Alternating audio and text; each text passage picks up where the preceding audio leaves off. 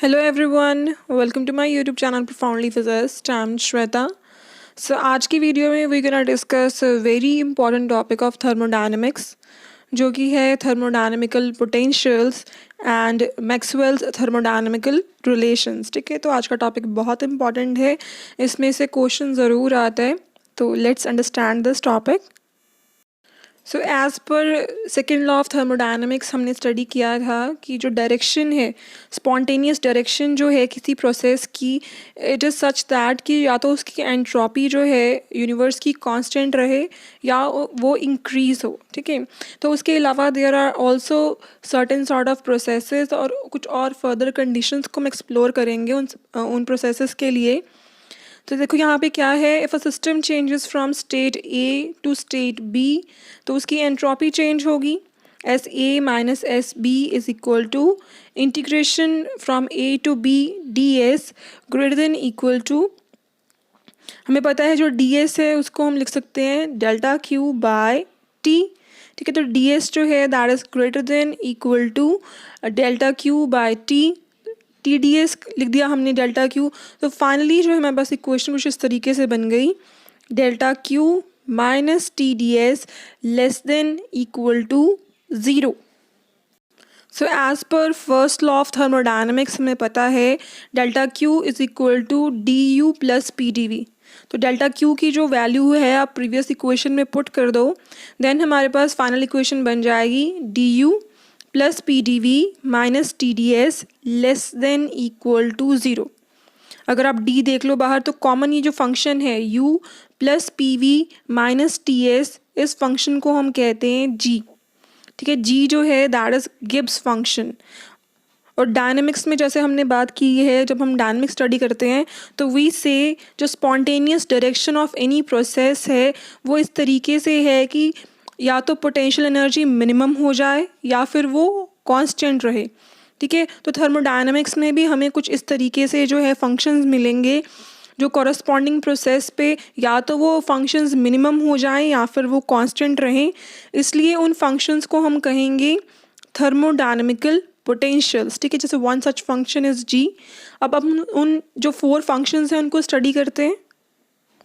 Every single line, every single point of this video is very important from the exam point of view. तो आप अच्छे से हर चीज़ को study कीजिए, note down कीजिए. ठीक है, thermodynamic functions of the state variables. अगर फर्स्ट जो है हमारे पास प्रोसेस इस तरीके से है, isobaric cum iso entropic processes अगर हैं तो उनमें हमें कौन सी क्वांटिटी जो है, कौन सा स्टेट वेरिएबल जो है कांस्टेंट रहेगा या मिनिमम रहेगा. पहले देखते हैं isobaric cum iso entropic. Isobaric means pressure constant, iso entropic means entropy constant. ठीक है, तो यहाँ पर पी एन एस कांस्टेंट रहेंगे. पी एन एस कांस्टेंट है, it means D P and D S zero हो गए because they are representing change in them. Derivative है उनके, वो ज़ीरो हो जाएंगे. Now we know du plus pdv is less than equal to 0. तो यहाँ पर टर्म बन रही है u प्लस पी वी. ये यहाँ पर कैसे फॉर्म हुई, वही जो हमने अभी इक्वेशन लिखी थी, du plus P D V minus T D S less than equal to zero. लेकिन यहाँ पर डी एस तो उन्होंने बोला है ज़ीरो है, इसलिए टी डी एस वाली टर्म तो कैंसिल हो गई. तो यहाँ पर सिर्फ क्या रह गया, u plus P V. u plus P V less than equal to zero. और u प्लस पी वी क्या होता है, this is a term enthalpy जिसको हम h से इंडिकेट करते हैं. ठीक है, तो यहाँ से हमें ये बात पता चल गई कि अगर कोई थर्मोडायनेमिक प्रोसेस जो कि आइसोबारिक कम आइसो एंट्रोपिक है, मींस उसमें प्रेशर एंड एंट्रोपी कांस्टेंट है, चेंज नहीं हो रही है, so it will proceed in the direction जिसमें उसकी एंथैल्पी जो है वो मिनिमम रहे. समझ लग गया ना. ये आइसोबारिक में P कांस्टेंट, आइसो एंट्रोपिक में S कांस्टेंट रहा, और यहाँ पे जो टी डी एस वाली टर्म है इसलिए वो ज़ीरो हो गई. We are left with D U plus P D V. और u प्लस पी वी क्या होता है, एंथैल्पी. सो जब जो है isobaric cum iso entropic processes होंगे तो उनमें क्या होगा, एंथैल्पी मिनिमम होगी, उस डायरेक्शन में जो है प्रोसेस प्रोसीड करेगा. सेकेंड है isothermal cum isochoric processes. Isothermal मतलब temperature constant, isochoric means volume constant. तो यहाँ पर टी एंड वी दोनों कांस्टेंट हो गए. टी एंड वी कांस्टेंट हैं, तो it means D T and D V जो हैं वो ज़ीरो हो गए। अब जो हमारी इक्वेशन थी D U plus P D V minus T D S, वहाँ पर जो डी वी वाली टर्म है वो हो गई zero and we are left with D U minus T D S less than equal to zero. अब यहाँ पर ये जो टर्म है u माइनस टी एस, ठीक है, u माइनस टी एस जो है दैट इज़ f क्या होता है, हेल्महोल्ट्ज़ फ्री एनर्जी, ठीक है। तो यहाँ पर दिस टर्म जो f है it is equal to u minus T S. It means ये जो फ्री एनर्जी वाली टर्म है इट विल रिमेन मिनिमम और कांस्टेंट अगर जो थर्मोडायनामिकल प्रोसेस है that is isothermal cum isochoric. Third जो है that is isochoric cum isoentropic processes. Isochoric means volume constant, isoentropic means entropy constant. Means V and S हो गए constant, means D V and D S हो गए zero के equal. अब जो हमारी इक्वेशन है D U plus P D V minus T D S, उसमें पी डी वी भी ज़ीरो हो गया, टी डी एस भी ज़ीरो हो गया एंड हमारे पास सिर्फ रह गया डी यू, ठीक है। तो डी यू क्या होता है, इंटरनल एनर्जी। इट मीन्स वो थर्मोडायनामिकल प्रोसेसेस जिनमें जो है वॉल्यूम एंड एंट्रोपी कांस्टेंट रहेंगे, they will proceed in the direction in which internal energy becomes minimum, ठीक है। तो उस डायरेक्शन में जो है ये प्रोसीड करेंगे। The fourth one is isothermal cum isobaric processes. Isothermal means temperature constant, isobaric means pressure constant. जब T and P constant हैं it means dt and dp क्या हो जाएंगे, ज़ीरो। अब चेक करते हैं हमारी इक्वेशन जो है D U plus P D V minus T D S, यहाँ पर ना तो डी टी है ना तो डी पी वाली टर्म है, it means all terms will be present over here. अब ये जो है u plus P V minus T S, ये तो g है, गिब्स फंक्शन है। इट मीन्स जो आइसोथर्मल कम आइसोबारिक प्रोसेसेस हैं जो उनकी स्पॉन्टेनियस डायरेक्शन है that will be the one जिसमें गिब्स फंक्शन जो है it will remain minimum. We can summarize this in the form of table and this table is must to be remembered, ठीक है, बहुत इंपॉर्टेंट है ये। जैसे प्रोसेसेस हमने पढ़ा आइसोथर्मल कम आइसोबारिक है, तो यहाँ पर जो है कांस्टेंट रहेगा टी एंड पी, जो D T and D P हैं वो ज़ीरो हो जाएंगे। जो थर्मोडायनामिकल पोटेंशियल है वो होगी जी जो है it should be minimum for मतलब ये जो स्पॉन्टेनियस डायरेक्शन है इस प्रोसेस की वो रहेगी जिसमें जी जो है वो मिनिमम हो जाए। सेकंड है आइसोबारिक कम आइसोएंट्रोपिक, इसके कॉरस्पॉन्डिंग है एंथैल्पी। थर्ड है आइसोथर्मल कम आइसोकोरिक, इसके कॉरस्पॉन्डिंग है Helmholtz free energy. Then fourth one है आइसोकोरिक कम आइसोएंट्रोपिक, उसके कॉरस्पॉन्डिंग है इंटरनल एनर्जी, ठीक है। मल्टीपल MCQs इस टेबल से बन सकते हैं कि आपको जो है पूछा जाए कि जो थर्मोडायनामिकल पोटेंशियल गिब्स फंक्शन है वो कौन से प्रोसेसेस में जो है मिनिमम होता है, ठीक है। तो आपको पता होना चाहिए that is isothermal cum isobaric. इस तरीके से HFU के कॉरस्पॉन्डिंग MCQ बन सकता है। आपको प्रोसेसेस पूछे जा सकते हैं, पूछा जा सकता है इसके कॉरस्पॉन्डिंग थर्मोडायनामिकल पोटेंशियल कौन सा है, ठीक है। तो आपको नंबर ऑफ थर्मोडायनामिकल पोटेंशियल पूछ सकते हैं कितने हैं, जैसे GHFU हैं, राइट। इस तरीके से जो है किसी भी तरीके से टेबल को मोल्ड किया जा सकता है और इससे MCQs जो हैं बनाए जा सकते हैं। तो आपको ये बात ध्यान रखनी है कि ये जो चारों टर्म्स हैं GHFU इनको हम थर्मोडायनामिकल पोटेंशियल्स कहते हैं। पोटेंशियल टर्म इनके साथ इसलिए जुड़ी है बिकॉज जो डायनामिक्स है उसमें प्रोसेसेस इस तरीके से प्रोसीड करते हैं कि जो पोटेंशियल एनर्जी है या तो वो कांस्टेंट हो या तो वो मिनिमम हो। तो थर्मोडायनामिक्स में भी हमने प्रोसेसेस कुछ पिक किए, उन प्रोसेसेस के कॉरस्पॉन्डिंग हमें ये जो है फंक्शंस मिले, तो इन फंक्शंस को भी हमने थर्मोडायनामिकल पोटेंशियल का नाम दे दिया। नेक्स्ट आप यहाँ पर कुछ पेयर्स देख रहे होगे TP, PS, TV, VS, ठीक है, और उसके कॉरस्पॉन्डिंग है थर्मोडायनामिकल पोटेंशियल्स। अब यही जो है they will be the base for Maxwell thermodynamical relations, ठीक है। तो उसमें यही सब यूज़ होगा। So next topic is Maxwell's thermodynamical relations, ठीक है। तो उनको अंडरस्टैंड करने के लिए यहाँ पर जो है we will make use of Maxwell's identity, curl upon curl x into curl x upon curl y, x constant and then overall यहाँ पर क्या है y constant is equal to curl upon curl y into curl x upon curl x, y constant and then x constant. ठीक है, यहाँ पर ये थोड़ा टीडियस लग रहा है बट जब हम इसको पढ़ेंगे इट्स वेरी इजी, बहुत इजी है ये। सो फर्स्ट जो है हमने जो अभी 4 थर्मोडायनेमिकल पोटेंशियल्स पढ़े हैं उन्हीं को ही यूज़ करके जो है we will form 4 Maxwell thermodynamical relations. कैसे? फर्स्ट देखो जो है फ्रॉम इंटरनल एनर्जी यू, जो फर्स्ट थर्मोडायनेमिकल फंक्शन है that is internal energy U. Internal energy U, आप स्टेप्स देखो सिर्फ 3 स्टेप है हर एक इक्वेशन को जो है यहाँ पर फॉर्म करने के। सो देखो फर्स्ट जो है यहाँ पर हमें पता है from first law of thermodynamics delta Q is equal to D U plus P D V, delta Q is equal to T D S. तो अगर हम इसको देखें डी यू जो है हमें मिल गया T D S minus P D V. This is the first step. जो भी थर्मोडायनेमिकल फंक्शंस का फंक्शन है पहले हमने जो है उसकी इक्वेशन फॉर्म करनी है इन टर्म्स ऑफ 2 वेरिएबल्स। ठीक है, अगर वो कहीं 3 वेरिएबल पर डिपेंड कर रहा है तब भी हम उसको 2 वेरिएबल तक लेके आएंगे। This is the first step. Second step यहाँ पर क्या है? To identify those variables. तो क्लियरली हम यहाँ पर देख सकते हैं कि जो इंटरनल एनर्जी है उसके वेरिएबल्स यहाँ पर कौन से आ रहे हैं, एस एंड वी। 2 वेरिएबल्स हमें मिल गए। तो कॉरस्पॉन्डिंगली जो है हमने यहाँ पर उनके correspondingly partial derivatives find out कर लेने हैं। ठीक है, जैसे curl U upon curl V keeping S constant, वो कितना हो जाएगा? देखो यहाँ पर, यहाँ जो इक्वेशन है D U is equal to T D S minus P D V, यहाँ पर आप डिफ्रेंशिएट करो इसको। तो यहाँ पर जो टर्म है वी हमने कांस्टेंट कर दिया, सॉरी एस हमने कांस्टेंट कर दिया, तो यहाँ पर हमें क्या मिल गया? Curl U upon curl V keeping S constant is equal to minus P D V की डिफ्रेंसिएशन क्या हो जाएगी? Minus P. अब सेकेंड जो है वो क्या है? Curl U upon curl S keeping volume constant and ये हो जाएगा equal to T D S. ठीक है, तो टी डी एस जो है यहाँ पर एस के कॉरस्पॉन्डिंग जब हम डिफ्रेंसिएशन करेंगे तो हमें क्या मिल जाएगा? T. So here second step is done.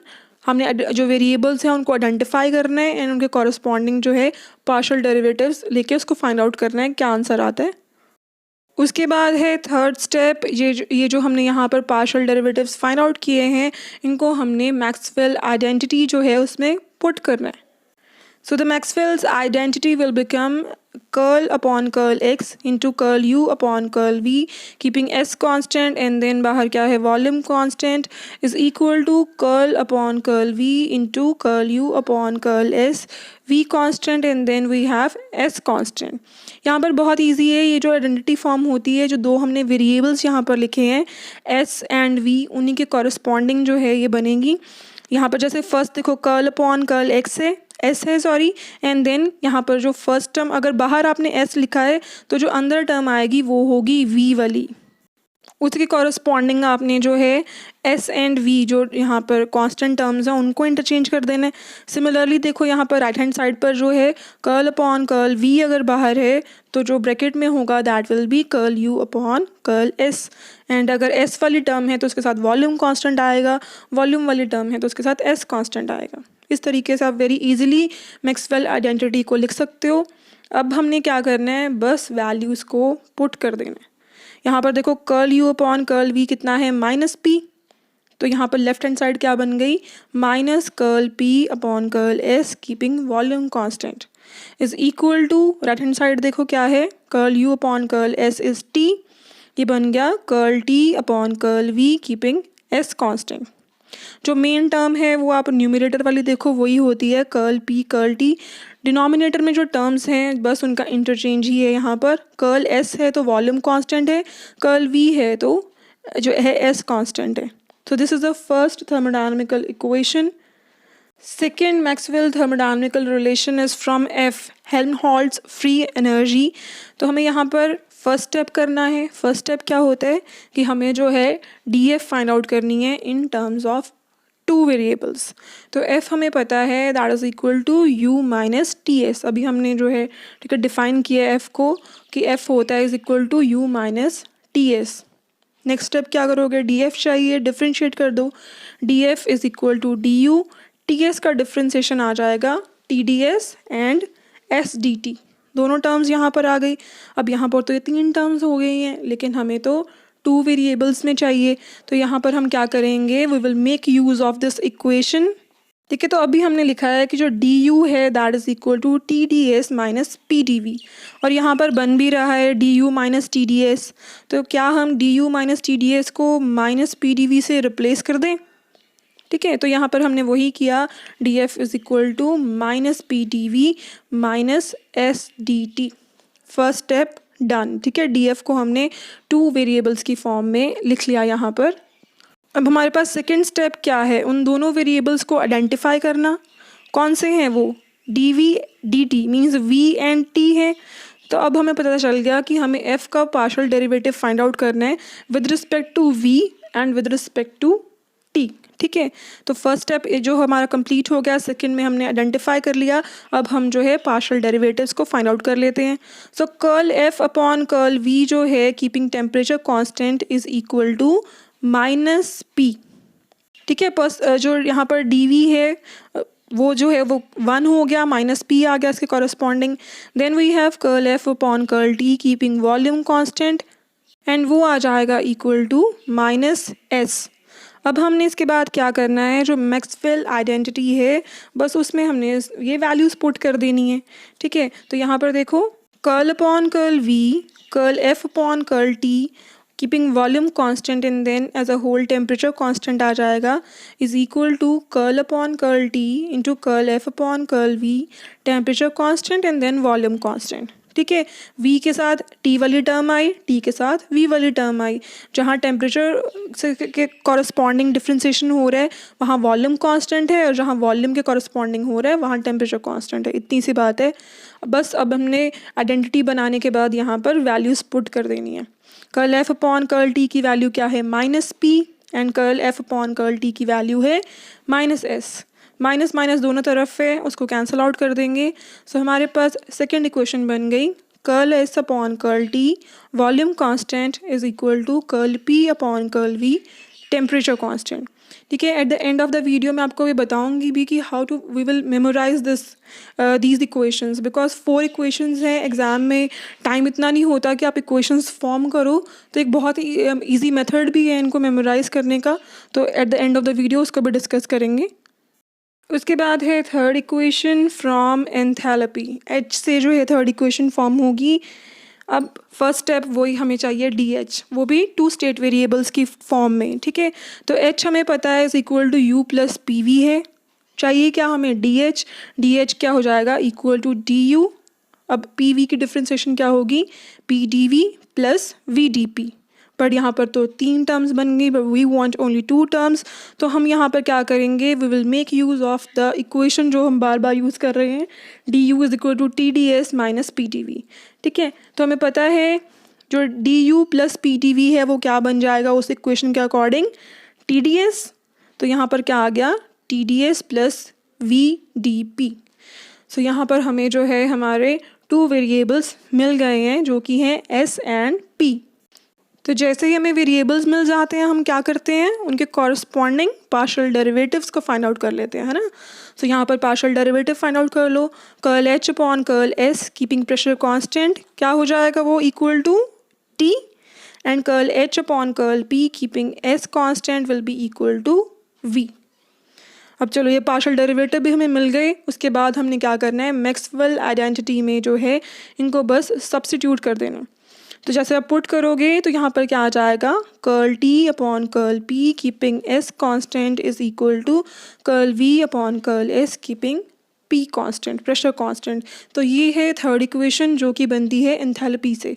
तो MCQ इस तरीके से भी आ सकते हैं कि आपको इक्वेशन दे दियो मैक्सवेल इक्वेशन, और पूछा जाए कि ये कौन से जो है थर्मोडायनामिकल पोटेंशियल से फॉर्म होती है। तो इस तरीके से आपको याद भी रखना है कि ये वाली पर्टिकुलर इक्वेशन कौन से थर्मोडायनामिकल पोटेंशियल से लिंक्ड है। उसके बाद फोर्थ इक्वेशन है फ्रॉम गिब्स फंक्शन G। तो G हमने देखा था फर्स्ट स्लाइड में कि जो G है that is equal to U plus PV minus TS। अब हमें क्या चाहिए, DG। तो DG क्या आ जाएगा, U प्लस PV की differentiation PDV plus VDP minus TS की differentiation minus TDS minus S D T. यहाँ पर तो कितने ज़्यादा वेरिएबल्स आ गए, हमें तो सिर्फ 2 चाहिए। तो यहाँ पे अगर देखें आप, ये पूरी इक्वेशन ही प्रेजेंट है, D U plus P D V minus T D S, पूरी इक्वेशन ही प्रेजेंट है, ठीक है। तो पूरी इक्वेशन जो है वो क्या आ जाएगी, इक्वल टू ज़ीरो। मतलब ये सारी टर्म्स क्या हो गई, ज़ीरो के इक्वल। तो इस इक्वेशन को यूज़ करके we got D G equal to V D P minus S D T. बाकी तीनों टर्म्स क्या हो गए, zero, and we are left with are 2 variables. कौन से हैं वो, पी एंड टी।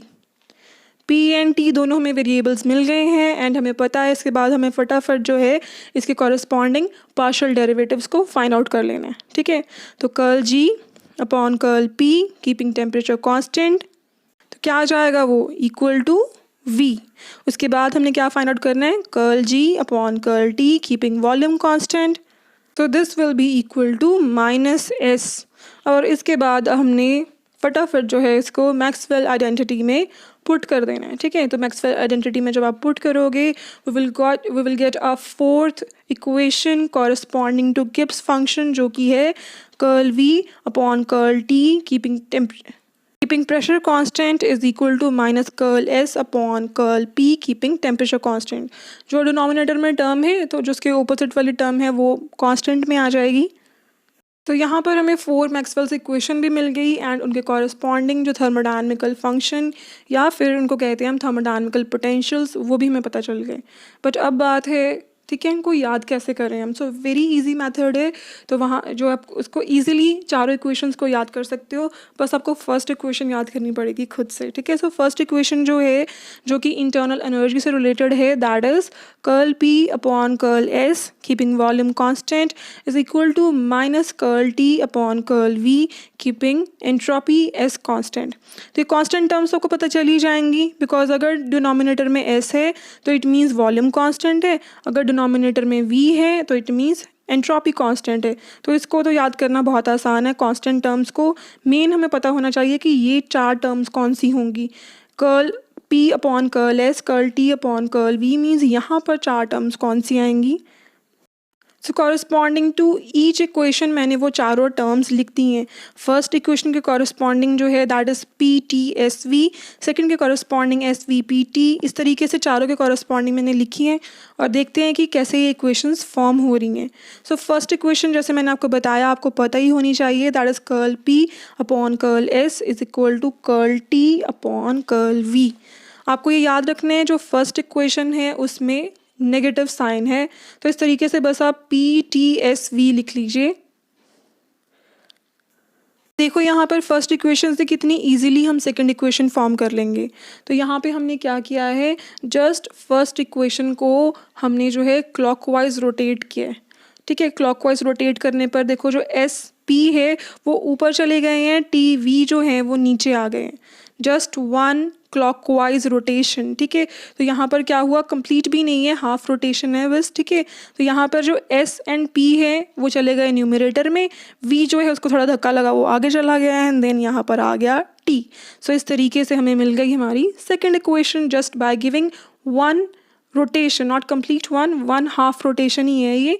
तो एस पी वी टी, अब बस हमें ये चारों फंक्शंस पता चल गए हैं, बस इनको पुट कर दो। अब curl upon curl S upon curl V is equal to curl P upon curl T.